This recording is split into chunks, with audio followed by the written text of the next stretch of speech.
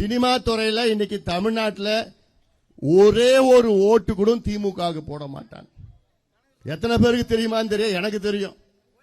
Cinema துறையில தமிழ்நாட்டில் இதுவரைக்கும் 5 முதலமைச்சர்கள் கொடுத்த சினிமா துறை.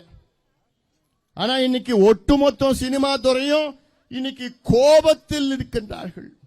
சினிமா துறை என்பது லட்சக்கணக்கான குடும்பங்கள் உழைக்கின்ற ஒரு சினிமா துறை. அது பாம்பே பாலிவுட்டுக்கு அடுத்தது தமிழ்நாட்டு சினிமா.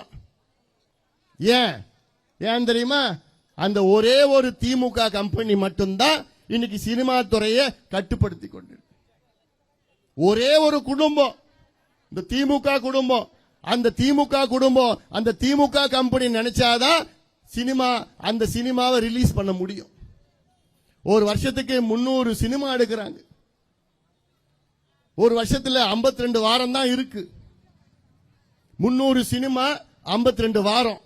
அந்த 52 வாரத்துல 40 வாரம் இந்த திமுக கம்பெனி இருக்குல்ல, முதலமைச்சர் சொந்தக்கார கம்பெனி இருக்குல்ல, இந்த திமுக கம்பெனி தான் 40 வாரத்திற்கு ரிலீஸ் பண்ணுமா அவங்க சினிமாவை. மீதி இருக்கிறது 12 வாரம். 12 வாரத்தில் மீதி எத்தனை படையா ரிலீஸ் பண்ண முடியும்? ஏன்னா இவங்க தியேட்டர் விடுறது இல்லை. இவங்களுக்கு வேண்டிய இவங்க மூலமா வந்தாதான் தியேட்டர் கொடுப்பாங்க, இல்லைன்னா தியேட்டர் கொடுக்க மாட்டாங்க. இதனால எவ்வளோ ஆயிரக்கணக்கான கோடி ரூபாய் நட்டத்தில் இருக்குது. கோபத்தில் சினிமா துறை அத்துணை பேரும் கொந்தளிப்பா இருக்கிறாங்க. ஒவ்வொரு துறையும் அரசு ஊழியர்கள் தான் இப்போ மிக கோபத்தில் இருக்கின்றார்கள். ஆனா கடந்த சட்டமன்ற தேர்தலில் அரசு ஊழியர்களும் ஆசிரியர்களும் சேர்ந்துதான் திமுகவை ஆட்சிக்கு கொண்டு வந்தாங்க.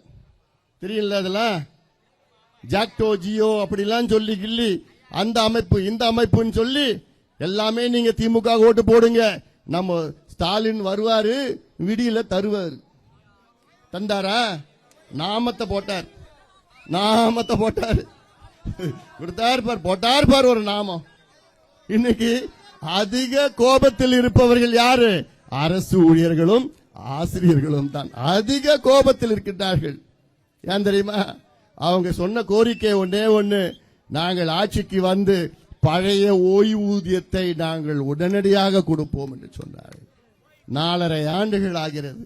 இந்த 4.5 ஆண்டுகள் ஆகி ஒரே ஒரு செயல்களும் இப்போ ஒரு குழுவை போட்டு வச்சுக்கிறாங்க.